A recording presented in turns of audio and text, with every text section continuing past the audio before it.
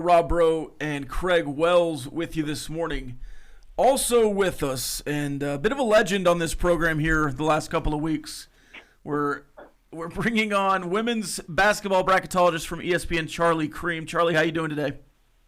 I'm doing well. I'm curious about the legend part. I think it's really the Lady Raiders that are taking care of the business, and I'm just sort of the messenger. Certainly, it is growing, and we've been following along with you this year. And as the Lady Raiders get to 10-0, right, 11-0, 12-0, you have some history here with the Lady Raiders. The fan base starts getting engaged again, and then you're like, well, it's been a decade plus since you've been to the tournament. I wonder what the bracketologists are saying. We find Charlie Creme, and you're kind of an early adapter here with the Lady Raiders. What have you seen from them this season to have you getting them in the mix early? Well, with the program's recent history, it seems like at least the last couple of years, maybe the last few years, you get these really good, at least very solid starts in the non-conference with a relatively weak schedule. So as someone who does what I do for a living, and you kind of look at all of these teams and you look at these records as we come through November and December, you think what's real and what's not. And in the past, I've been teased, I feel like, by Texas Tech, and that maybe they're for real, and then invariably it's proven not to be the case. Well, this year we have concrete evidence that it is the case. When they moved into Big 12 play, the winning continued, obviously, and they're showing that they're clearly a contender, that they're not only for a top 2, 3, maybe conference championship caliber, but also in the big picture, what I do is a top 16 seed to be able to host games in Lubbock in the NCAA tournament. Charlie, Craig Wells here, and first of all, thanks for what you do, and I've been a fan. I guess you've been doing this for 20-plus years. Is that correct?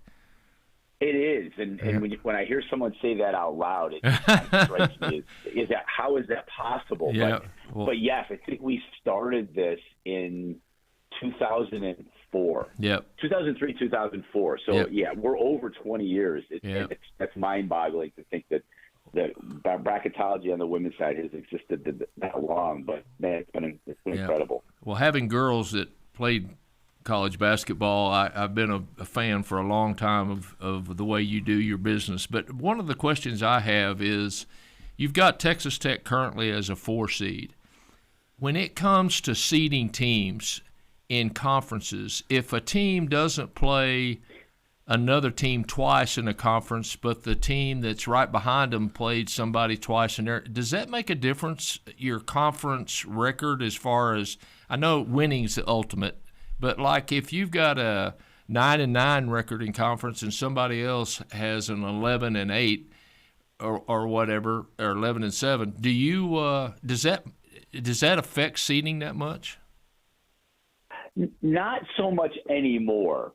It used to, because what you mentioned about teams only playing one game against another conference opponent is very common now. It's actually the norm because of the size of these conferences. You only get usually the opportunity to play another team twice, maybe 2 teams in each of these big leagues. So that's fairly typical. So the record, the conference record, analyzed by myself and certainly by the members of the NCAA selection committee, is really more it's really more what's the strength of that schedule versus maybe what that record is, if it's that granular.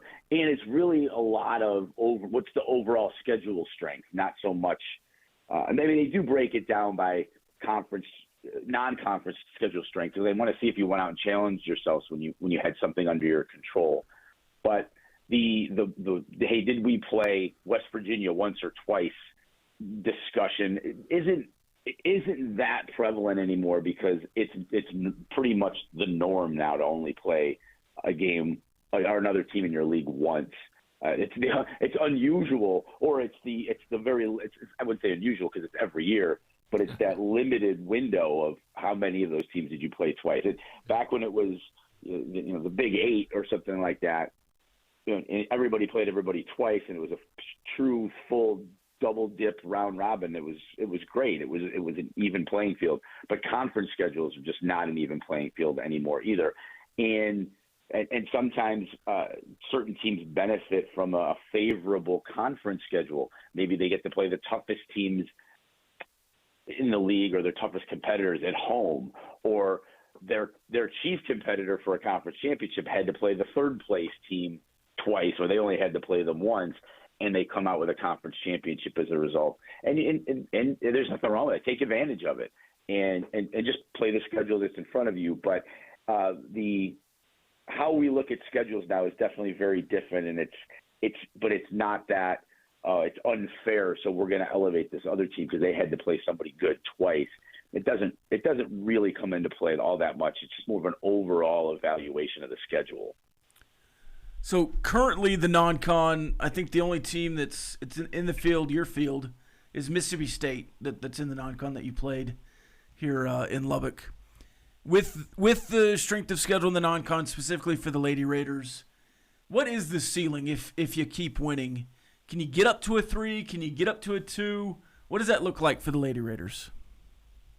I think the non-conference schedule will be something that will hold them back to significant elevation.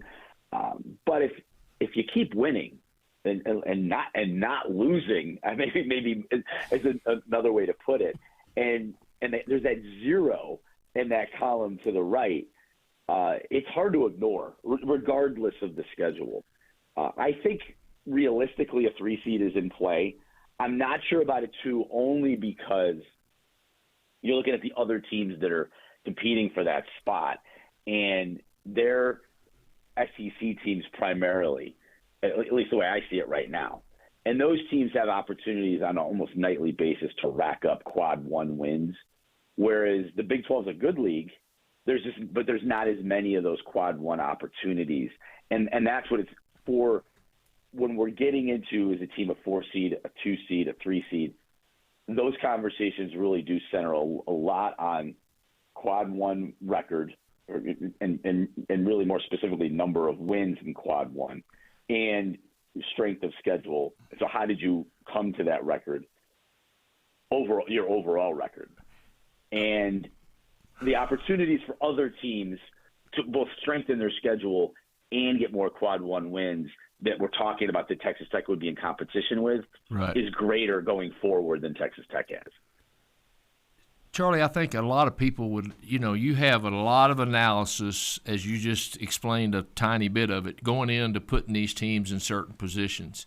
If I'm a 4 seed, a 6 seed, or a 2 seed, or whatever, what is key and paramount to you? Winning, of course, is the one of the biggest answers. But what is key and what criteria moves you up or moves you back the quickest? In other words, is it a quad 1 win moves you up the quickest, or is it a not so bad loss? What moves you up or down?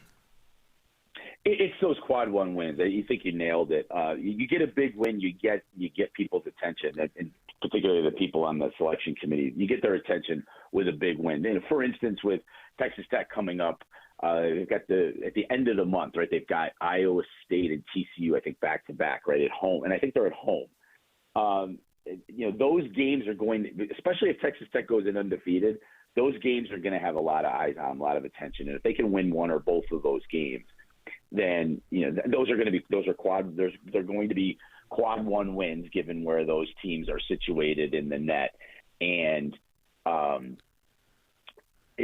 actually Iowa State may not be anymore. I was about to say to rethink that Iowa State may not be a top 25. In fact, they're not anymore after the losing streak they've been on. But it would be a quad 2 win.